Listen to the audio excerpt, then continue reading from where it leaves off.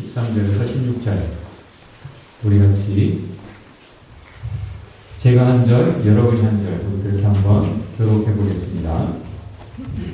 느부갓네살은 강제로 시드기야가 하나님의 이름으로 충성을 맹세하도록 하였다.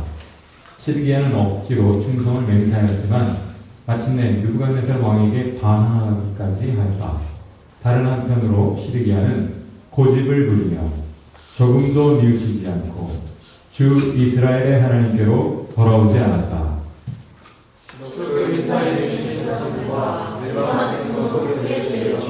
이방의 모든 역경을 돌아가셨으며 마침내 그들은 주님께서 자신의 것으로 거룩하게 하신 예루살렘 성전을 거룩히 말한다.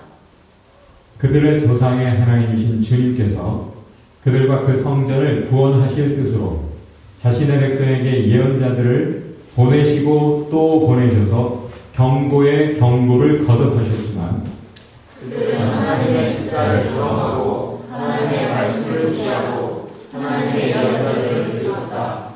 그러다가 마침내 자신의 백성을 향한 주님의 분노가 쏟으시니 백성을 바로잡을 일이 전혀 없었다. 아멘.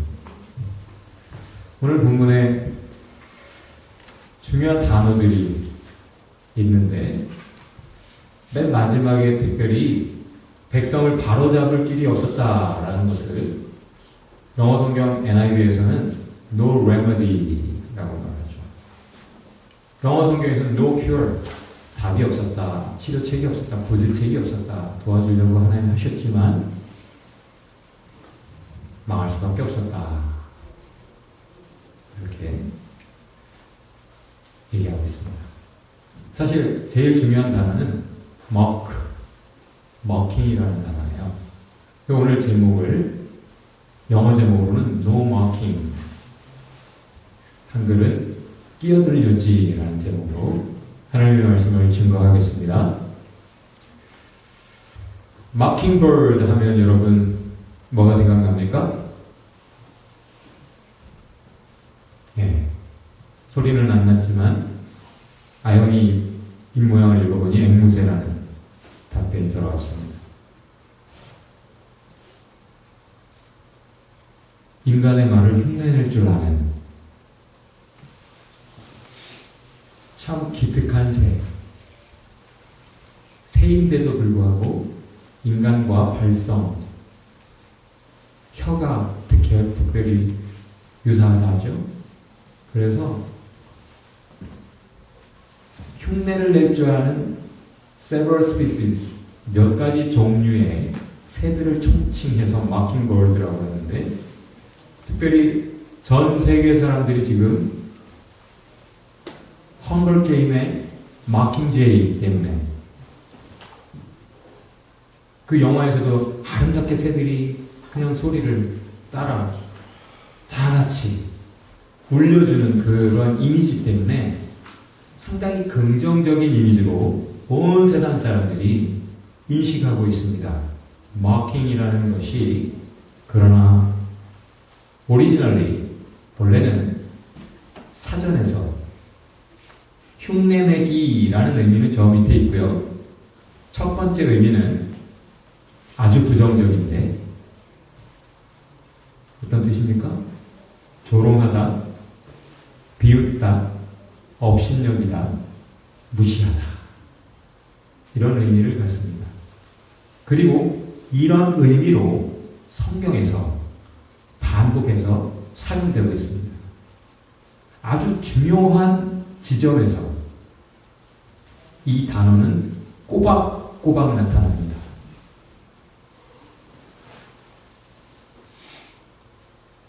오늘 본문에서도 망국병이었다라고 얘기하죠. 나라가 망할 때 딱 요렇더라라는 거죠. 어떤 사람이 망하기 직전에 꼭 이런 짓을 하더라. 뭐 하더라? mocking, 조롱하다, 비웃다, 업신여기다, 무시하다. 망할 때 꼭 그렇게 하다라는 건데요. 실제 구약 성경에서도 그렇고 신약 성경에서도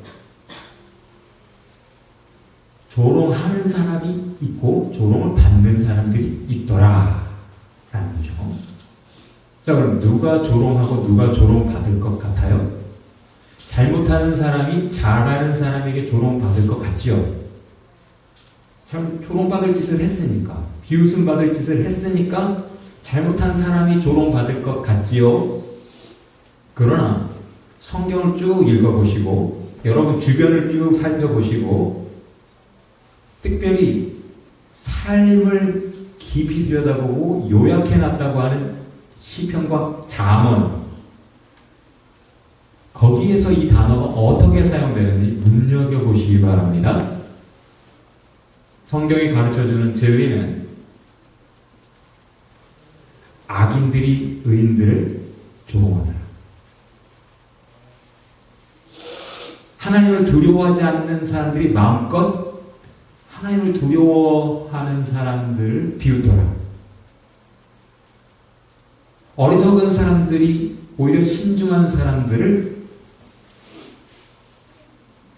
업신여기고 함부로 말을 하더라. 마킹을 하더라. 망하는 사람들이 하나님 은총 입은 사람들을 비웃고 조롱하고 업신여기더라. 그런데 특별히 오늘 본문에서 드러났듯이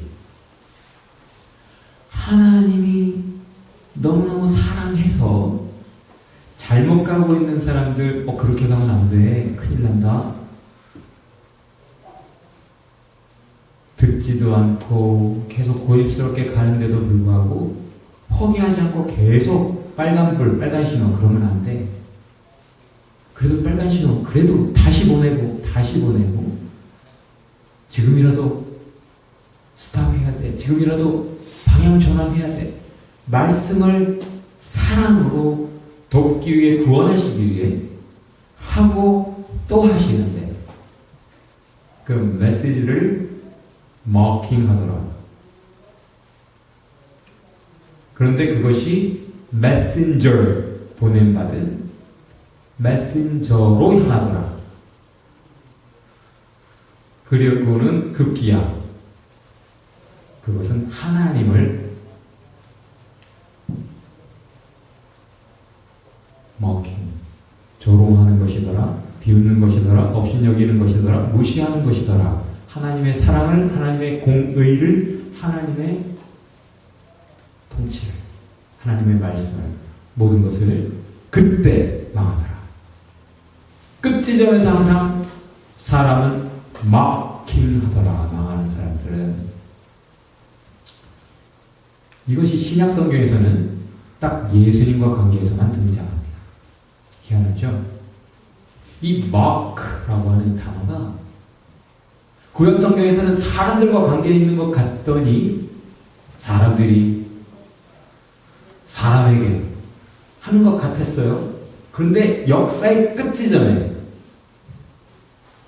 오늘 36장 16절에 망하기 직전의 모습이 결국은 그것은 메시지 자체, 보냄받은 하나님이 보내신 종들, 메신저 자체, 결국은 하나님을 비웃는 것이더라. 그래서 하나님이 더 이상은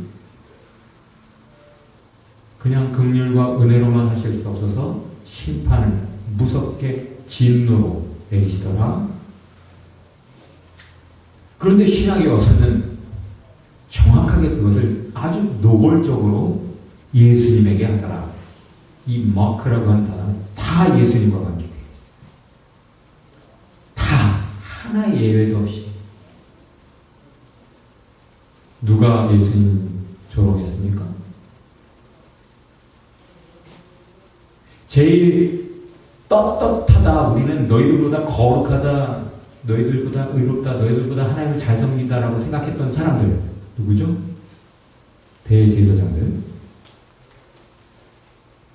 율법 박사들, 율법을 가르치던 사람들, 그리고 장로들. 보통 때 얌전하던 사람들이 하는 짓이 그거더라고요.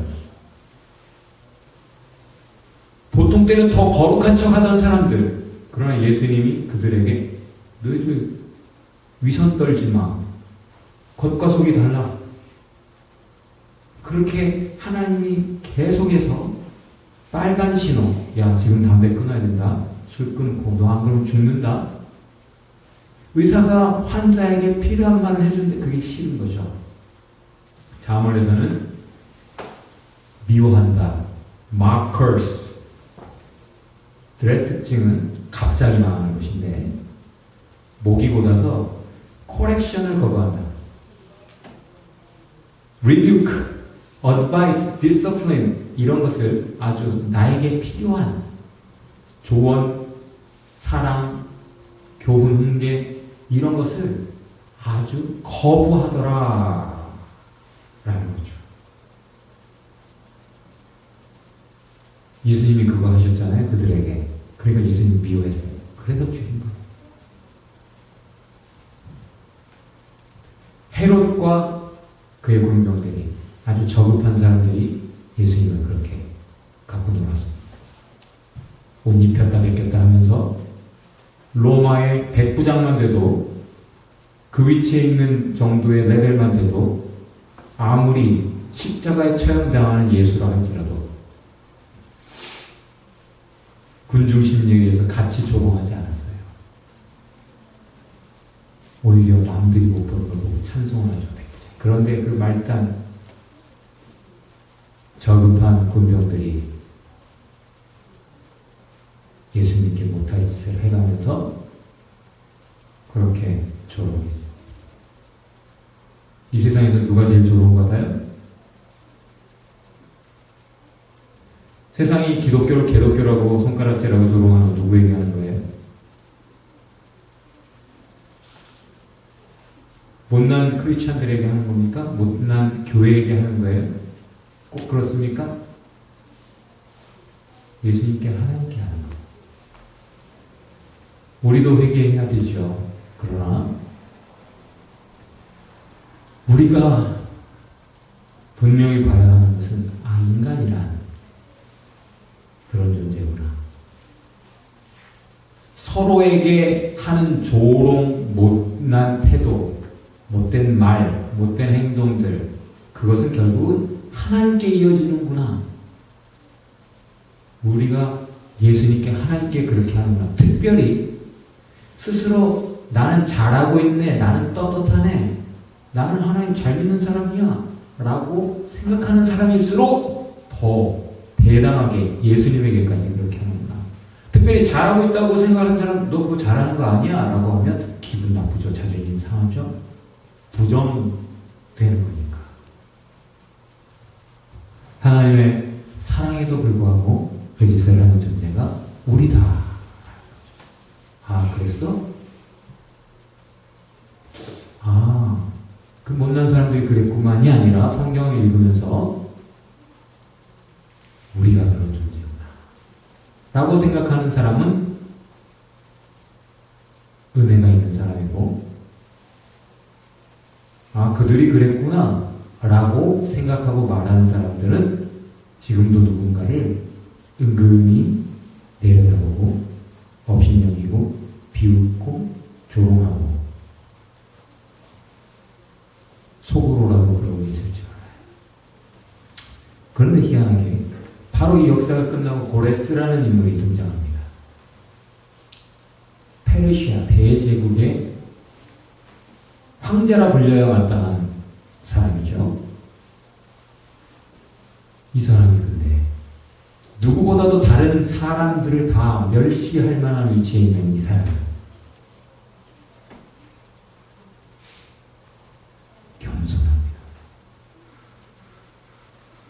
특별히 하나님 앞에 겸손한 사람에게도 이 태도가 아주 관대할 뿐 아니라 정중하고, 어제 이집트 왕자 와첸토크 우리가 볼 때 거기서 반복해서 등장하는 한 표현이 있었죠. 누가 떠들면 조용해. 바로 태양신의 아들이라고 하는 내가 말한다. 내가 말하면 그게 곧 진리야. 잔소리 마라. 모세 무죄. 내가 무죄라 그러면 유죄라 할지라도 그 사람 무죄가 되는 거잖아. 파라오 내가 말하니까 너희들 잠잠해. 그렇게 자신을 신격화하는 그 바오가 모세도 하나님도 조롱하고 업신여기고 겁없이 대담하게 하나님과 싸우잖아요. 근데 고레스는 이 세상 모두와 싸워서 다 이겨놓고 그래서 우쭐할 만도 한데 왕이 된 첫 해에 한 일이 내가 이 대제국의 왕 된 것이 뜻이 있는 것 같다. 내가 얻은 이 나라들 권세, 군대, 영화, 내가 가진 모든 것이 다 하나님이 주셨다라는 것. 그것을 고백하며 왜 주셨나? 그것은 바로 그분을 위해, 나에게 모든 것을 주신 그분을 위해 내가 성전 지으라는 뜻이구나. 알고는 자기가 가진 힘과 능력으로 모든 재원 가지고 그 성전을 짓도록 명령합니다. 고레스가 고레스가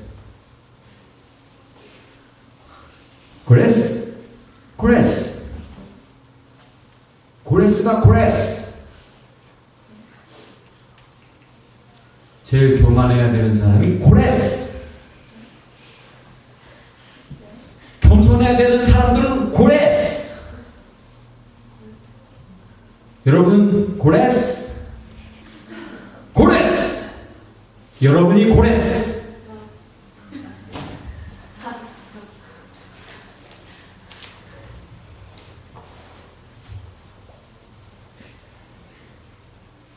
하나님은 우리의 삶에 끼어들고 싶어 하세요.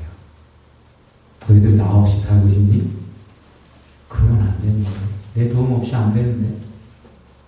내 지혜 없이 너희들은 망하는 길을 계속 갈래? 자꾸 끼어들어서 막아서십니다. 자꾸 살인 나죠? 가뜩이나 바쁘게 달리고 있는데 차가 끼어들었다고 해서 살인 나죠?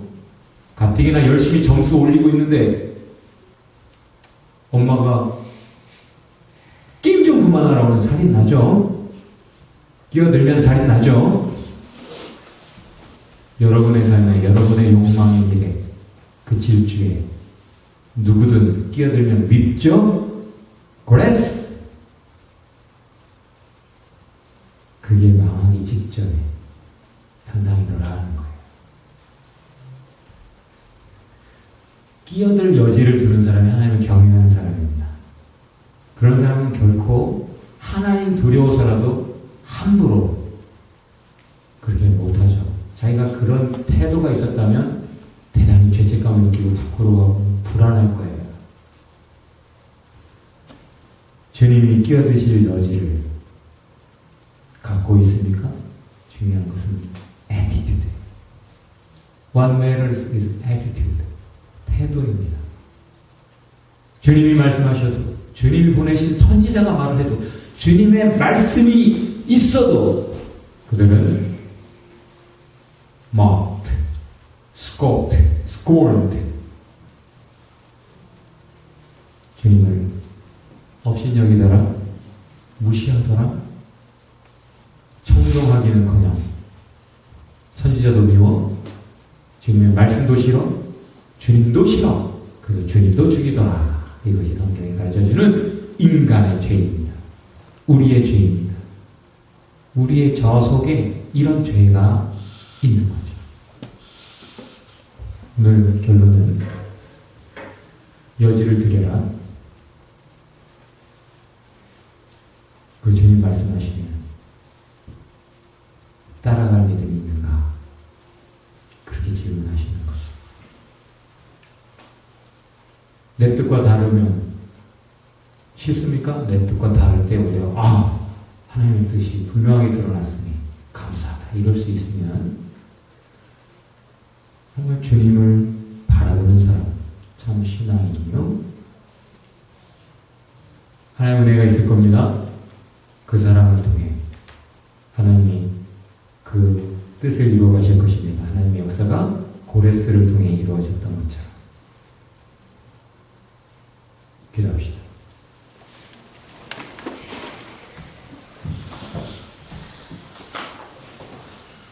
나는 주님 필요 없다는 듯이, 주님 끼어들지 말라는 듯이, 오히려 주님께 내 뜻을 강요하고 내 삶에 주시는 말씀이나 어떤 해프닝 그런 것까지를 거부하지는 않는가. 나는 주님께 여지를 드리고 있는가. 내가 아무리 꼼꼼하게 세운 계획이 있다 할지라도 거기에 대해서 주님이 말씀하시면 내가 얼마든지 바꿀 수 있는 여지의 믿음이 있는가. 주님이 내 삶에 말씀하시고 어떻게 역사 행동하시면 기쁘게 생각하는 하나님을 경외하는 사람도 아니면 다 싫어, 섭섭해, 사람에게도 하나님께도 내가 가진 태도가